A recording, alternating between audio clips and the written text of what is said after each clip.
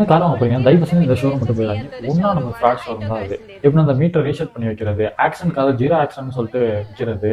அதுக்கப்புறம் எப்படின்னா அந்த சின்ன சின்ன வேலைலாம் நாங்கள் பார்த்து தரோம் அப்படின்னு சொல்லிட்டு டெம்பரரியாக பார்த்துட்டு அனுப்புறது. நான் பெர்மனெண்ட்டாக ரீப்ளேஸ்மெண்ட் பண்ணணும்னு சொல்லுவானுங்க.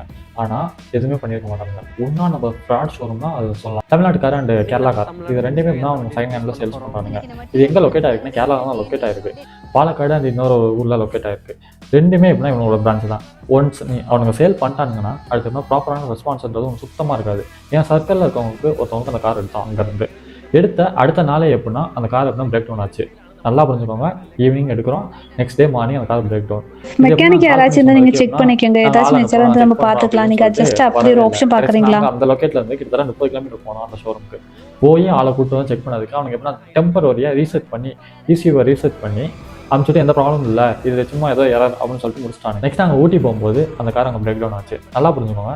அந்த காரை நாங்கள் ஃபஸ்ட்டு சொல்லும் போது மார்க்கெட் ப்ரைஸை விட 40,000 நாங்கள் எக்ஸ்ட்ரா தான் கொடுத்துருக்கோம். அதுக்கு ரீசன் என்னன்னா சின்ன சின்ன இஷ்யூஸ்லாம் இருந்துச்சு. ரீப்ளேஸ்மெண்ட் பண்ணி தரோம்னு சொன்ன ஒரே கிடையாது. எல்லாமே டெம்பரரி அப்போதைக்கு வேலை பார்த்துட்டு நாங்கள் டெலிவரி எடுக்க போகும்போது இப்போ சேஞ்ச் பண்ணியிருக்கோம், ஸோ எல்லாமே டைட்டாக தான் இருக்கும், நீங்கள் ஓட்டோட சரியாயிரும் அப்படின்னு சொல்லி எங்கிட்ட மாற்றினாங்க. ஆனால் கார் எடுத்த 2வது நாளே நாங்கள் அந்த பார்ட்ஸ் அப்லாம் வெளியில் கொடுத்து தான் மாற்றினோம். கிட்டத்தட்ட அன்றைக்கே எப்படின்னா நாங்கள் 10,000 ரூபா செலவு பண்ணோம். ஊட்டிக்கு போகும்போது அந்த கார் பிரேக் டவுன் ஆச்சு. அப்போ எப்படின்னா அந்த ஷோரூமுக்கு நாங்கள் கால் பண்ணி இந்த மாதிரி பேசுகிறோம். அப்புறம் ஃபோன் எடுக்கவே இல்லை. டெக்ஸ்ட் பண்ணால் எப்படின்னா பார்த்து ரிப்ளே கிடையாது. எவ்வளோ ஃபோன் அடித்தோம் ஒரு ரெஸ்பான்ஸும் கிடையாது. நல்லா புரிஞ்சுக்கோங்க. இந்த இஷ்யூ தான் ஸ்டார்டிங், அதாவது டெலிவரி எடுத்து அடுத்த நாளும் வந்துச்சு. அப்போ எப்படின்னா இது ஒன்றுமே இல்லை, சின்ன ஏதோ வயரிங் இஷ்யூ அப்படின்னு சொல்லிட்டு எங்கிட்ட அங்கனக்குள்ளே வச்சுட்டு சும்மா ECU வந்து ரீமேப் பண்ணிட்டு வேலையை முடிச்சிட்டானுங்க. ஆனால் இங்கே போயிட்டு எப்படின்னா அந்த கார் பிரேக் டவுன் ஆச்சு. அங்கே ஹூண்டாய் ஷோரூமில் 18,000 ரூபா எப்படின்னா அங்கே பே பண்ணி காரை 1 வீக் நிப்பாட்டி அங்கே எல்லா ஒர்க்கும் முடிஞ்சு நாங்கள் அந்த காரை எடுத்தோம். இப்போது அந்த ஷோரூம் வந்து நாங்கள் கேட்கும்போது அது எப்படின்னா ஏதோ இஷ்யூவாக இருக்கும், இதெல்லாம் நாங்கள் ரெஸ்பான்ஸ் பண்ண முடியாது. நல்லா புரிஞ்சுக்கோங்க. டெலிவரி எடுத்த அடுத்த நாளே அது 24 ஹவர்ஸ் கூட கிடையாது. மேக்ஸிமம் நான் ஒரு நைட்டு வீட்டில் இருக்காரு, அவ்வளோதான்.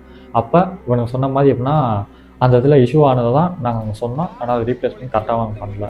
எக்ஸ்ட்ரா 40,000 நாங்கள் எதுக்கு கொடுக்குறோம்? மார்க்கெட் ப்ரைஸை விட எக்ஸ்ட்ரா 40,000 கொடுத்ததுக்கு ரீசன் ஒரு ஷோரூமில் போனோம்னா இந்த மாதிரி ஏதாச்சும் ஒரு இஷ்யூனா அவங்க ரெஸ்பான்ஸ் பண்ணுவாங்கன்ட்டு. ஆனால் அந்த ஷோரூமில் அது பக்கா கிடையவே கிடையாது. இன்னொன்று ரீசெட் பண்ணுறது, மீட்டரை 0 ஆக்சிடென்ட் சொல்லி அந்த காரை சேல் பண்ணாது. இந்த மாதிரி இருந்தால் பல இஷ்யூ அந்த காரில் இருந்துச்சு. இதே மாதிரி தான் அங்கே இருக்க முக்கால்வாசி காரில் இருக்குன்னு எனக்கு ஃபியூச்சர்லாம் தெரிய வந்துச்சு.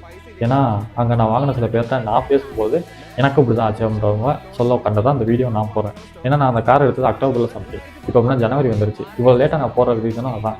இது மாதிரி எப்படின்னா தமிழ்நாட்டில் இருக்கவங்களும் சரி இல்லை கேரளாவில் இருக்கவங்களும் சரி பாதிக்கப்படக்கூடாதுன்னு சொல்கிற ஒரே ரீசன் தான் எனக்கு. அந்த லேடி ஒன்று சொல்லுவாங்க, எப்படின்னா நான் உங்களுக்கு நேம் ட்ரான்ஸ்ஃபர் எல்லாம் ஜஸ்ட் 5 days ஆர் 10 daysக்குள்ளேயே நான் முடிச்சு தந்துடுவேன்.